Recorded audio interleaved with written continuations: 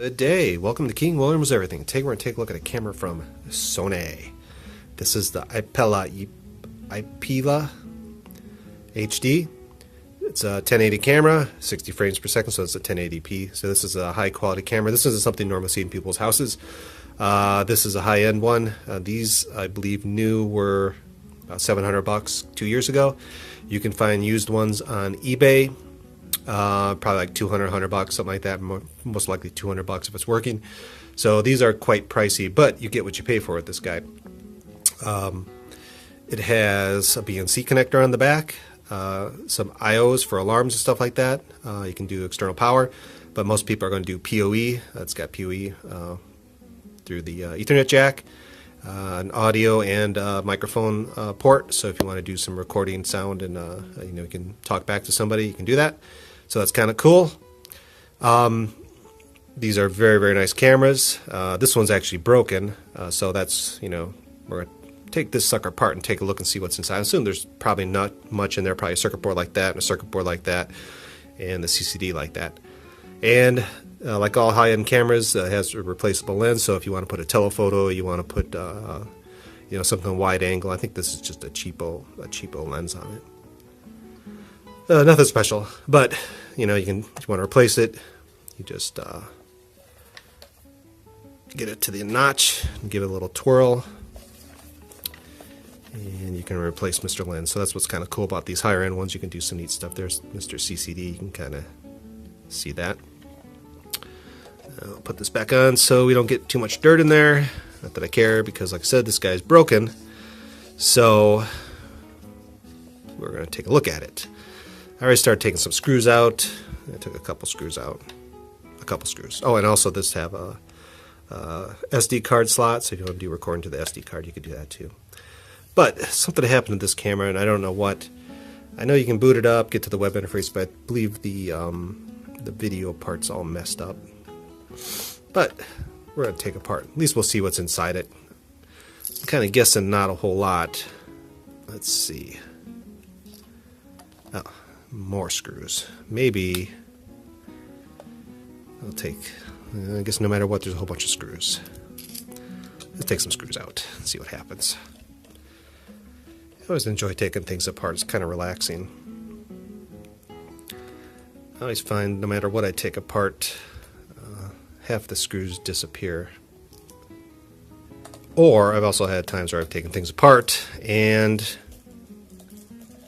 I was short screws. It's like, how do you come up short screws if they're all in one spot? I put them all in. Maybe somebody had it apart before me and didn't put all the screws in. That's what I'm kind of thinking. Let's see. Nope. Looks like more like this piece is going to come off. Let's take the bottom off. This is always the exciting part. I'll probably fast forward through some of it so I don't have to watch it all, but you kind of get the idea how exciting it is to take screws out. And another screw.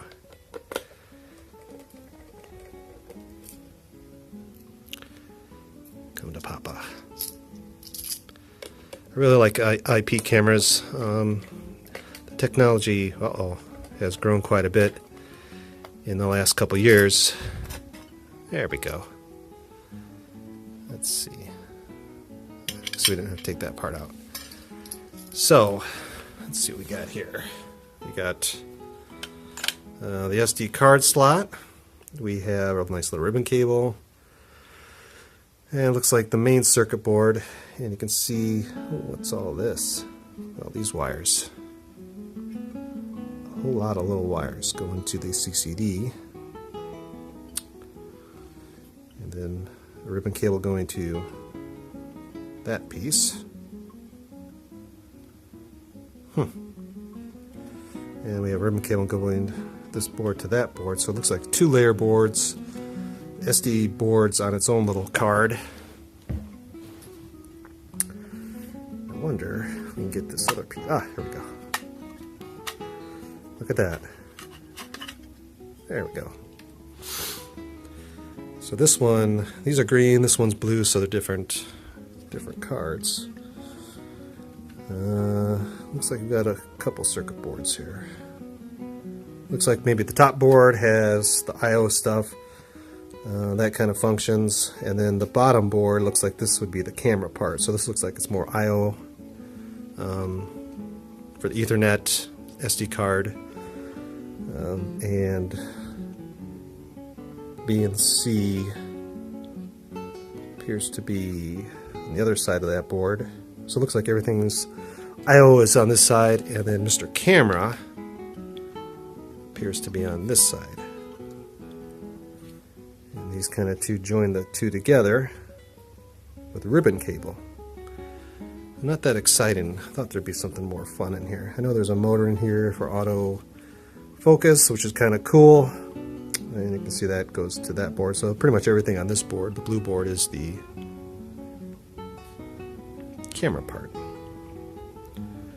Quite neat little board. I'm really surprised there's that many boards in here. I figured it'd be just one circuit board and maybe one going this way, but it's not. It's all 3 boards stacked. And this appears to be maybe some for heat sinking. But anyway, that's kind of the inside of a Sony Ipela. It's called Ipela camera. And it looks like these were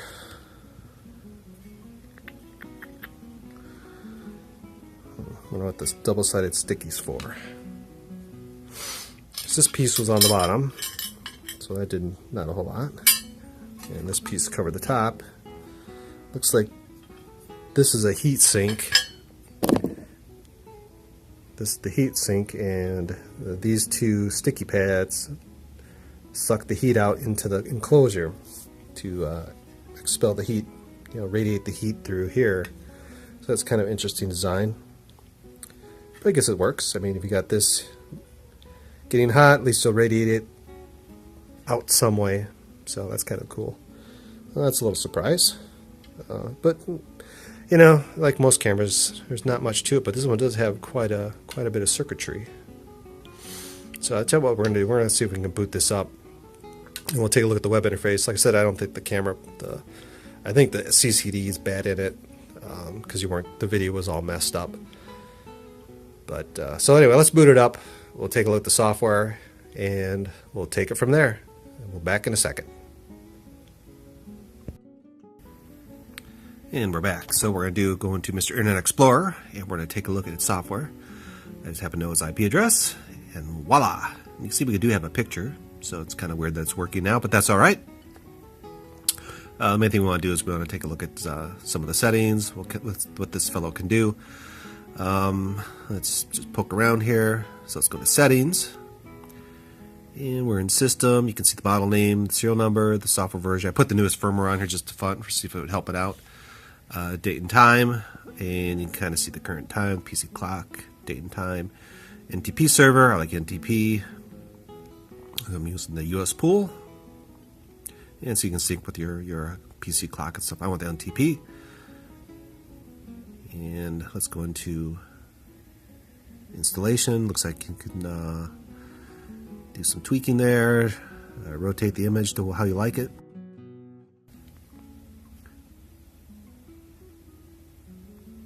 Yeah, you can mirror the image. That's nice. Seems like that works really well. Look at me go. And initialize. Okay, here we go. We can do a reboot, factory default. You can format the SD card. I don't have one in there. You can do backup. I can do quite a few things here. Delete alert files. That's kind of nice. System log. So you can kind of see the log levels, and so I guess you want to see who's logging in, who's doing what. You can download the file. And then here's the access log, so you can kind of see who's been accessing this camera. I guess that's kind of useful for you. Kind of curious who's looking at it. Oh, it's got some quite a bit of information. That's kind of nice. Let's go into video and audio. Picture. So, some visibility enhancer. Not sure if that does anything. And backlight compensation. I probably have to click on OK to get these to accept exposure compensation. Auto gain, shutter speed. Okay, here we go. Standard, priority. Looks like a bunch of different picture modes, so it's kind of cool. Looks like that kind of made the color work, so that's kind of cool. Maybe there's something, I don't know. But anyway, it does seem like it works really well. Not sure what all these settings are, but there's 60 Hertz, 50 Hertz, so you can probably set it for different power supplies. Maybe the flicker.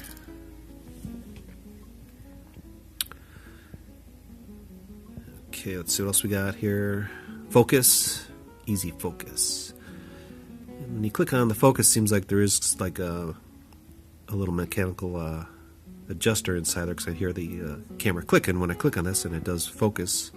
So it must have some like micro focusing that I can do separate of the lens, and it does seem to work really well. There's a focus reset. Let's go to the video codecs. This does H.2.64, so that's excellent for compression, and I think it does JPEG, which is not so good. Okay, JPEG and H.2.64, so that's kind of a nice feature. Let's see. You can play the H.264 profile. Do some frame rate, some image size. So you can see it does 1080p, which is fantastic, and does that at 30 frames a second. So let's see, yeah, 30 frames a second. We got 640 by 480. Let's see. Oh wait, hold on. Time. There's the H.264 profile. So bitrate compression. Quite a lot of features. Actually, quite a lot of features. Now let's take a look at the audio. This has an audio jack, so if you want to do some recording, you need to plug in a microphone. You can see I don't have it enabled, but you can do the audio codecs. Superimpose. I guess you probably have to set that up, but that's so if you want to put a your little image in there, maybe a board or something wacky. Daylight mode, auto manual timer, sensor input. So privacy masking.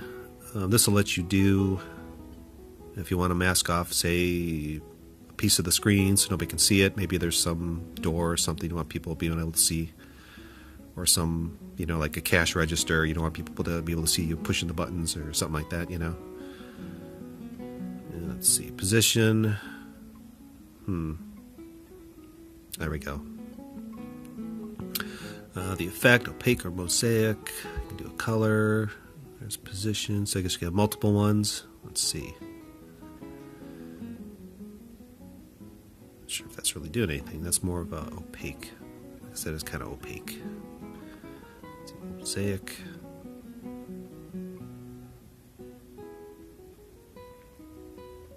That looks kind of about the same. Do the old trapezoidal privacy masking. Or opaque color. Let's see, yellow, or how about magenta?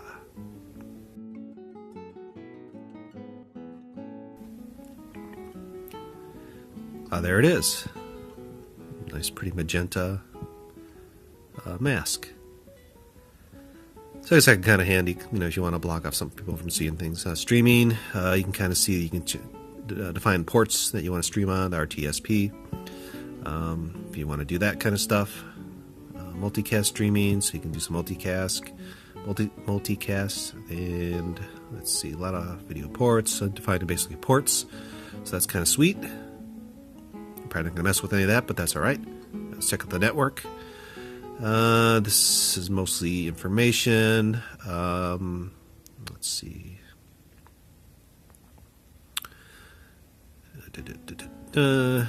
IP4 settings, IP6 settings. You can queue quality service if you want to do some QoS on your let's see, network streams. Do some nice QoS, universal plug and play. security. So you can define looks like about 9 users, what they can do audio or playback or that kind of stuff. Access limit, the SSL. I have it disabled because I don't really care right now. Common settings. Oh, this is 802.1x. So if you want to do EAP authentication, use a client certificate, a CA certificate. So that's just for security. And refer, check, host name, port number, pan, tilt, zoom. And I'm not quite certain what this does. This isn't really a pan, tilt, zoom camera, so home position. Yeah, this one I really don't know. I assume maybe it's multiple cameras or something. I don't know. Or a focal. Anyway, action input. So hey, we could do events. So when the inputs, if you have it defined for going to a sensor on a like a door, door opens, clicks the sensor, it'll start recording, that kind of thing. You can find all those things. Let's see, motion detection. So let's see. That one's a codec or some other pieces it has to install. And it looks like it just it's installing something. And it booted me out back to the main menu. Let's go back into settings. And what were we in? Action input. Motion detection. Here we go. So, let's see. I don't know. It doesn't seem like that did a whole lot. Oh, there it goes. Maybe not. Oh, there we go. Just took a while. So I'm assuming this you can define a little, like the trapezoid here. You can define another one. If you see, hey, you see motion in this box, start recording or send out an email, that kind of thing. I suspect that's what that's for. Actually, I'm pretty sure that's what that's for. Let's see.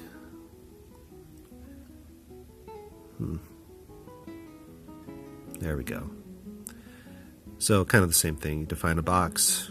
We do a wacky trapezoid. Because I'm wacky. It looks like a kite. And you say okay. Looks like it saves it then. So I guess anything in wherever that box is, start recording or whatever you define it to do.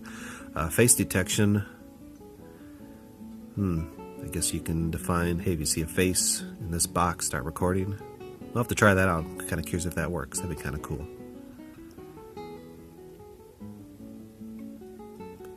And let's see. Okay, network disconnections. Network disconnection. Assume that's maybe if it loses network, it'll eventually send out an email that got disconnected from the internet or from the network. Here's action output. So you could do mail transfers, alarms, voice alerts. There's send mail, transport protocol, some durations for alarm outputs, edge storage. So you do SD card. I guess you can define them and where you want to send the video files and alert files. And let's see. Here's HTTP alarm notification. So whatever you want to set up as an alarm. So there's FTP. So if you want to set up your FTP server, that kind of thing. And let's go into scheduling.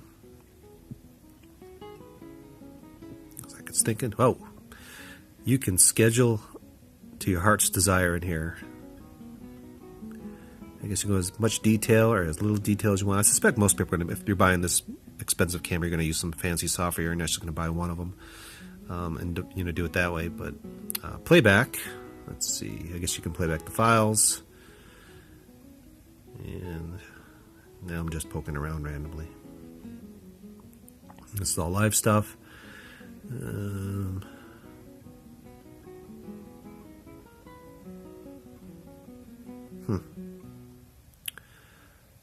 Anyway, that's the Sony 1080p IP camera. Looks like just a fantastic camera for what it is. I mean, you're paying the big bucks for this kind of stuff, so you get what you pay for. And the features on this, I would say definitely, and just the quality of the camera And the fact that it does a real 1080p and it's got a really good quality is probably a decent buy. You can get a cheap camera, but that'll do 1080p, and they're starting to come down in price. These I know are fairly expensive. And the reason we got to play with it is because she's a broken. So I thought that'd be something interesting we can take a look at. And if you're interested in this camera, you can do some research, maybe see if you can get a used one, get a good price on one. I think this one still may be being produced, but all in all, it looks like a very, very nice camera. So that's all we got for today. Have a wonderful day.